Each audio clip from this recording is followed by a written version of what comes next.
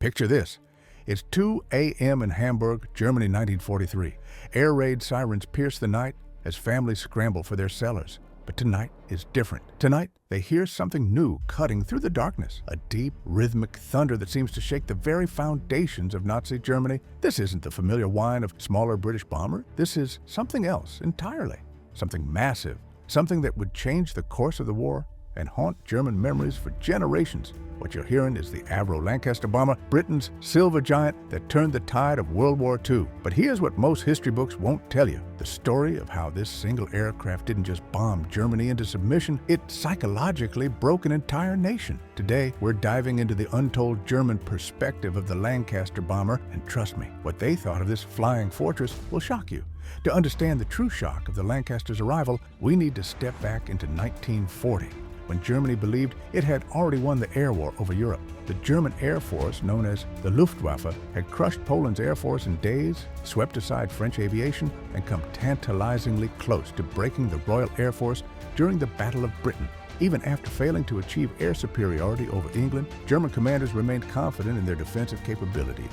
This was the context that made Lancaster's arrival so psychologically devastating. When that first wave of Lancasters appeared over German territory in 1942, Nazi commanders thought they were hallucinating. Intelligence reports flooding into Berlin described aircraft so large, so heavily armed, and carrying such massive bomb loads that Luftwaffe generals initially dismissed them as British propaganda. They couldn't be real. No bomber could be that powerful and still maintain the speed and maneuverability needed to survive the Reich's formidable air defenses. But then came the reconnaissance photographs. Then came the survivor testimonies. Then came the ruins. The Lancaster wasn't just another bomber. It was a flying battleship that rendered Germany's entire defensive strategy obsolete overnight.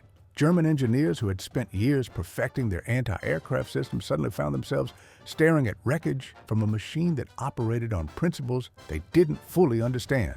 This wasn't just technological superiority, this was technological revolution. To truly understand the German shock, you need to grasp what the Lancaster represented in 1942. While Germany was pouring resources into experimental wonder weapons and incremental improvements to existing designs, Britain had quietly engineered what amounted to an aerial juggernaut. 4 Rolls-Royce Merlin engines, the same power plants that made the Spitfire legendary, pushed this 36,000-pound monster through the sky at speeds approaching 300 miles per hour. But speed was just the beginning. The Lancaster's unobstructed bomb bay could swallow ordnance that German bombers couldn't even lift off the ground. A standard load of 14,000 pounds of high explosives was just the starting point. Modified Lancasters could haul the massive 12,000-pound tallboy earthquake bombs, and later, the absolutely devastating 22,000-pound Grand Slam, a weapon so large it had to be carried partially exposed beneath the aircraft.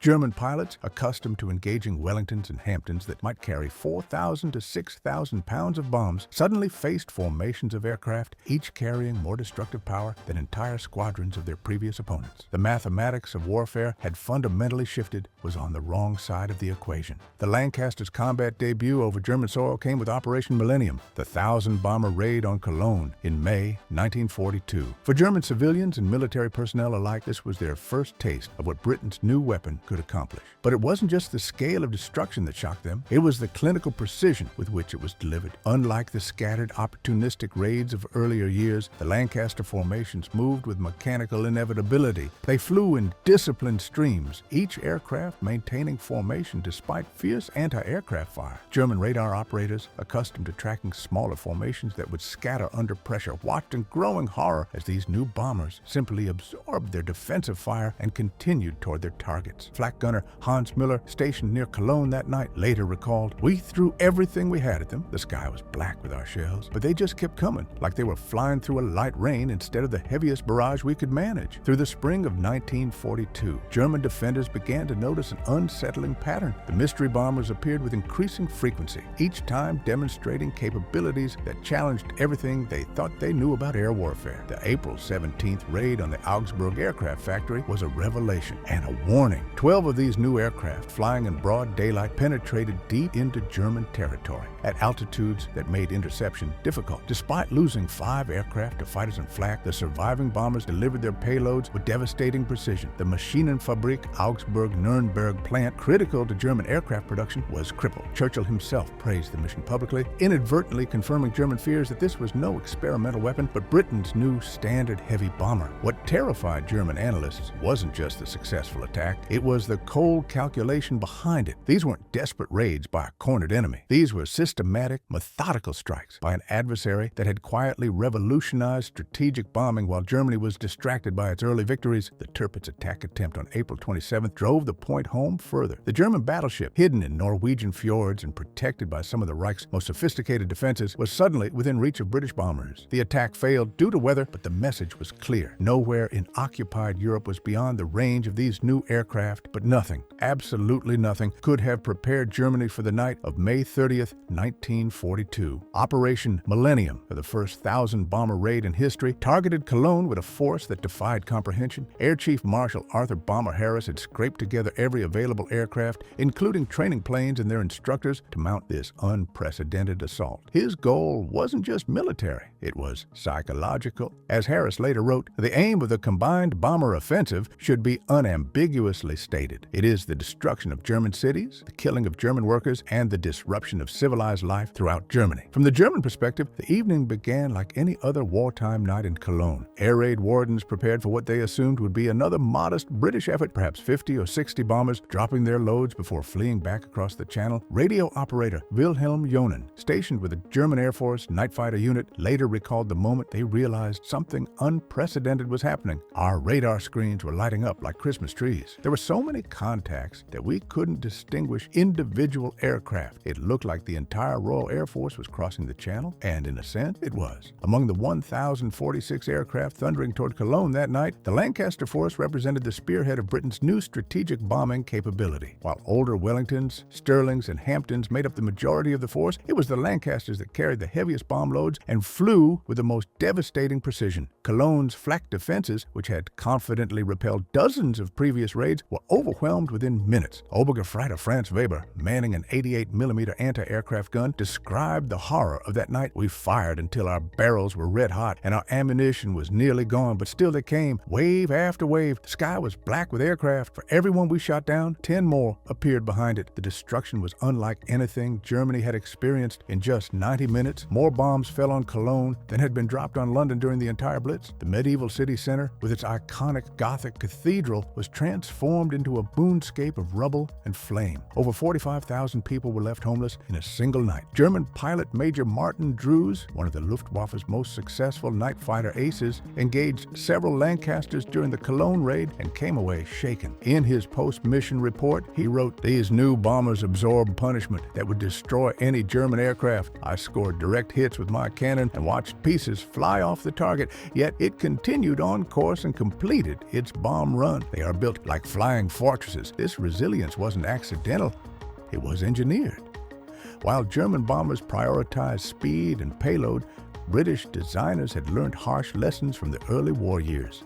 The Lancaster structure was deliberately over-engineered, with redundant systems and armor protection that allowed it to absorb catastrophic damage and still complete its mission. German intelligence services, scrambling to understand this new threat, began intercepting Royal Air Force communications and debriefing captured aircrew.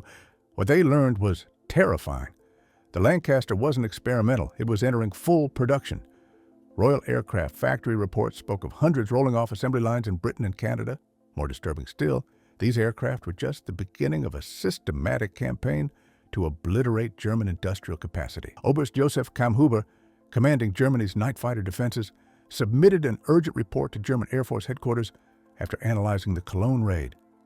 The enemy has deployed a weapon system that renders our current defensive arrangements obsolete. These aircraft operate at altitudes and speeds that challenge our interception capabilities while carrying bomb loads that exceed our previous calculations by factors of 3 to 4. Immediate countermeasures are required, or we risk the systematic destruction of the Reich's industrial base. Faced with this overwhelming threat, Germany's response revealed both ingenuity and desperation. The development of Schräge music, German for jazz music, but referring to upward-firing cannon installations in night fighters. Major Rudolf Schönert, who pioneered the tactic, explained its lethal simplicity. The English bombers have no defense below. We approach from beneath, match their speed, and fire directly into their fuel tanks and bomb bays. The psychological impact on Lancaster crews was immediate and terrifying. Pilot Officer James Wright, flying his 15th operation over Berlin in early 1944, survived a Schrager music attack that killed 2 of his crew. There was no warning, no tracer coming at us from ahead or behind, just sudden explosions tearing up through the floor of our aircraft.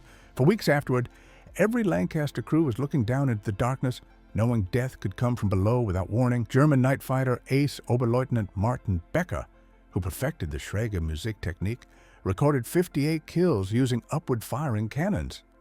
His combat reports reveal the clinical efficiency of the weapon: approach from 6 o'clock low, reduce throttle to match bomber speed, pull up to 50 meters, directly below target, aim for wing root fuel tanks, fire 2-second burst, break away immediately to avoid debris. Yet even this innovation couldn't stem the tide.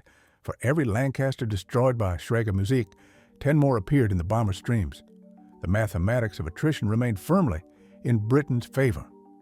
Operation Gomorrah in July 1943 demonstrated that Germany's countermeasures, while clever, were fundamentally inadequate against the Lancasters' systematic approach to destruction. Among the 787 Royal Air Force aircraft that attacked Hamburg on the night of July 27th, 353 were Lancasters carrying the heaviest bomb loads in the formation. The firestorm that followed wasn't an accident. It was engineered. British scientists had calculated the precise mixture of high explosives and incendiaries needed to create a self-sustaining urban fire. Lancasters delivered 4,000-pound cookies to blast open buildings, followed by thousands of incendiary bomblets to ignite the exposed materials. But if Hamburg showed Germany that the Lancaster could destroy cities, what happened on the night of May 16, 1943, proved that it could accomplish the impossible itself. Operation Chastise, the Dambusters raid, represented everything German engineers thought was theoretically impossible, made devastatingly real. German hydrological engineers had spent years making the Möhne, Eder, and Sorpe dams virtually impregnable. These weren't just reservoirs. They were the industrial arteries of the Ruhr Valley, providing water for steel production, power generation, and transportation canals. The dams were protected by massive concrete walls, anti-aircraft batteries, and torpedo nets that made conventional bombing attacks futile. Dr. Wilhelm Müller, chief engineer for the Ruhr Valley Water Authority, had personally supervised the dam defenses. His confidence was absolute. Even if the British could somehow penetrate our air defenses with heavy bombers, the physical requirements to breach these structures are beyond current bomb technology. They would need to place explosives directly against the dam walls underwater, impossible from aircraft. He was wrong. Exactly 60 feet above the water, flying at precisely 232 miles per hour. German radar operators, trained to track high-altitude formations, initially missed aircraft flying so low they were skimming the reservoir surfaces. When Obergefreiter Klaus Weber finally spotted them on his scope, he assumed his equipment was malfunctioning. I saw contacts moving across the water at impossible speeds and altitudes, Weber later testified during post-raid investigations. My first thought was that our radar was being jammed. No bomber could fly at wave-top height and maintain formation integrity. The German defenders at the Möhne Dam, experienced anti-aircraft crews who had shot down dozens of Allied aircraft, found themselves facing a tactical scenario they had never trained for. Hauptmann Franz Zimmermann, commanding the dam's flak defenses, watched in growing horror as the first Lancaster roared directly toward his position at an altitude that made his guns almost useless. They were too low for our main batteries and too fast for machine guns to track effectively, Zimmermann reported. We were watching precision flying that seemed to defy the laws of physics. These pilots were threading their aircraft through valleys in darkness with navigation skills that our best crews couldn't match in daylight. What German observers couldn't understand was the weapon system itself. Barnes-Wallace's upkeep bouncing bomb wasn't just innovative, it was revolutionary. A 9,000 250-pound cylindrical device that spun backward at 500 RPM, designed to skip across water like a stone before sinking against the dam wall and detonating at precisely the right depth. German ballistics expert Professor Heinrich Gottlob, analyzing recovered fragments after the raid, filed a report that revealed the intellectual shock rippling through German scientific circles. The enemy has solved engineering problems that our own teams considered theoretically unsolvable. The precision required for delivery, the hydrodynamic calculations for the weapon's trajectory, and the timing mechanisms for detonation represent advances in applied physics that suggest enemy scientific capabilities far beyond our intelligence estimates. Wing Commander Guy Gibson's aircraft began its attack run on the Muna Dam at 12:28 a.m. From the German perspective, watching through searchlight beams and tracer fire, the Lancaster seemed to be committing suicide, flying directly into concentrated anti-aircraft fire at an altitude where a single hit would be instantly fatal.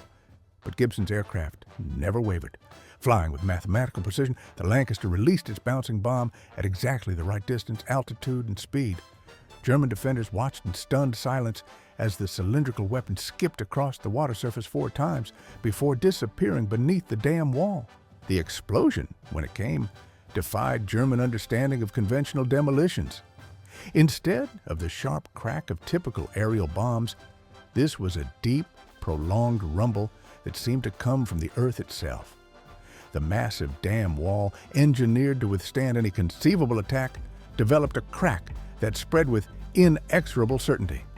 Lieutenant Karl Schaefer, positioned on the dam's observation deck, witnessed the moment that redefined German perceptions of Allied capabilities.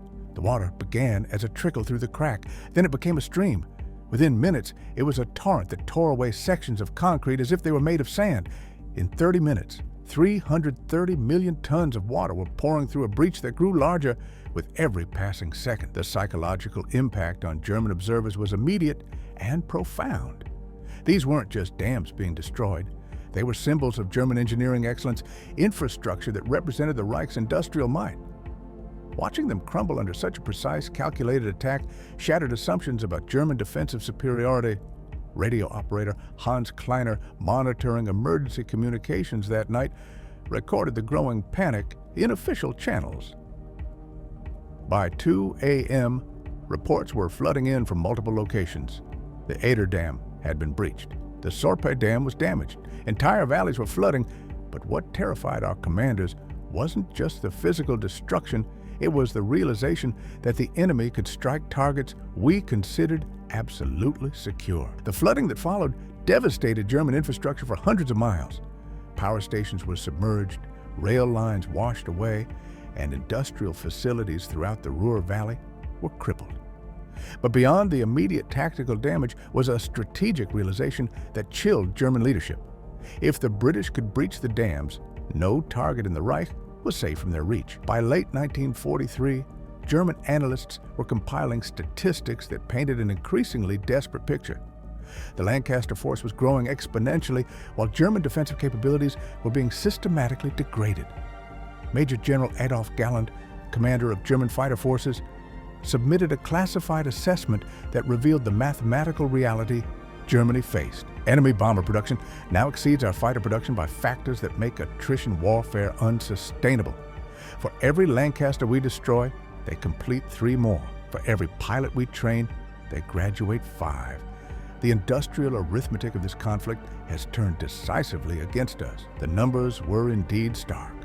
By 1944, Britain was producing Lancasters at a rate of nearly 300 per month, while Germany's entire fighter aircraft production struggled to exceed 1,000 aircraft monthly across all types. More critically, Britain had solved the crew training bottleneck that had initially limited bomber operations. Commonwealth training programs were producing bomber crews faster than Germany could train interceptor pilots. German intelligence officer Oberst Friedrich von Lossberg, analyzing captured Royal Air Force documents, discovered planning papers that revealed the true scope of what Germany faced. The enemy is not conducting random bombing campaigns. They are executing a systematic industrial dismantlement program based on detailed economic analysis. They know which factories produce critical components, which transportation nodes are irreplaceable, and which cities contain our most skilled workers. They are not trying to terrorize us. They are trying to methodically destroy our capacity to continue fighting. Perhaps the most chilling realization for German leadership was that the Lancaster represented not just British capability, but Allied industrial coordination on a scale that dwarfed anything the Axis powers could match. Aircraft rolling off production lines in Britain, Canada, and eventually the United States demonstrated manufacturing capacity that rendered German production efforts almost insignificant by comparison.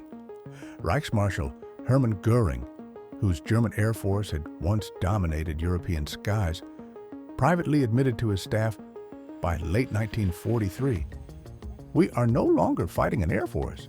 We are fighting an industrial system.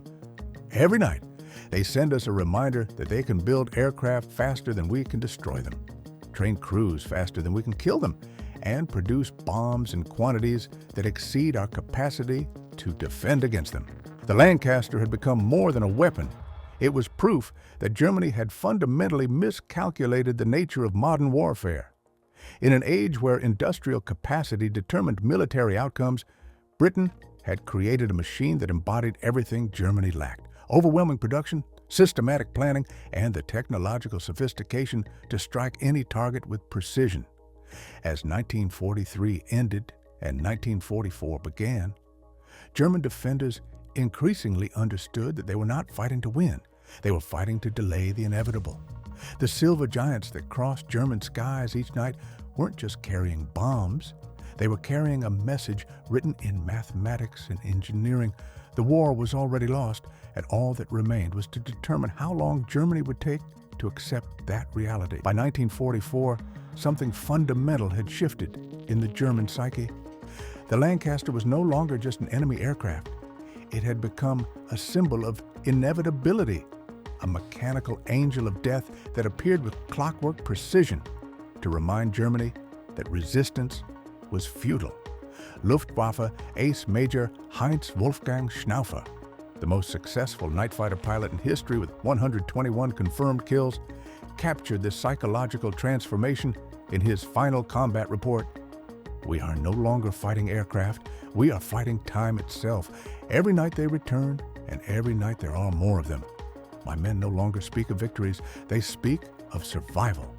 They no longer ask if they will encounter the enemy, they ask if they will see morning." If the standard Lancaster had broken German confidence, the arrival of the tall boy bomb in 1944 shattered their understanding of what was possible in warfare. Barnes-Wallis, the genius behind the bouncing bomb, had created something that transcended conventional explosives, a 12,000-pound earthquake bomb designed to penetrate deep underground before detonating with seismic force. German engineer Colonel Hans Kammler, responsible for protecting critical underground facilities, first encountered tall boy's effects during the attack on the Saumur railway tunnel in June 1944. This weapon operates on principles that render traditional fortification obsolete. It does not merely destroy targets, it liquefies the earth beneath them. Concrete bunkers that could withstand direct artillery hits have been reduced to rubble by bombs that exploded 50 feet away. The psychological impact on German defenders was immediate and profound. Underground factories, submarine pens, and command bunkers, facilities that had represented the ultimate in defensive engineering, were suddenly vulnerable to attack from aircraft flying at 25,000 feet. No depth was safe, no concrete thick enough, no location sufficiently hidden. In March 1945, as Germany's resistance crumbled on all fronts, the Lancaster delivered its ultimate psychological blow, the Grand Slam bomb. At 22,000 pounds, this monster was larger than many German fighter aircraft. Only specially modified Lancasters could carry it, and when they did, the message was unmistakable. Britain had developed weapons so powerful that single aircraft could accomplish what entire bomber formations had struggled to achieve just 2 years earlier. The attack on the Bielefeld railway viaduct demonstrated Grand Slam's terrifying capability. German observers watched a single Lancaster approach at high altitude, release its enormous payload, and disappear into the distance. The bomb's impact didn't just destroy the viaduct, It obliterated it so completely that rebuilding was impossible. The blast crater was 100 feet deep and 200 feet across, resembling the aftermath of a major earthquake. On May 8, 1945, as Germany formally surrendered, the Lancasters' true victory was revealed. It wasn't just the physical destruction, though that was staggering. It wasn't just the military defeat, though that was complete. It was the psychological transformation of an entire nation's understanding of its place in the world. German civilians who had once believed in the invincibility of German engineering now understood that their enemies possessed technological capabilities that exceeded their own by generations. Military leaders who had built careers on tactical brilliance recognized that they had been fighting an enemy that thought in terms of systems and statistics rather than battles and heroics. The Lancasters' final legacy wasn't written in bomb damage assessments or casualty reports. It was written in the German national consciousness. For survivors of the bombing campaigns, the deep drone of 4 Merlin engines remained a sound that could trigger instant psychological responses decades after the war ended. From those first mysterious sightings in 1942 to the overwhelming formations of 1945, the Lancaster carried a message that transcended its explosive payload. The age of industrial warfare had arrived, and Germany was on the wrong side of history.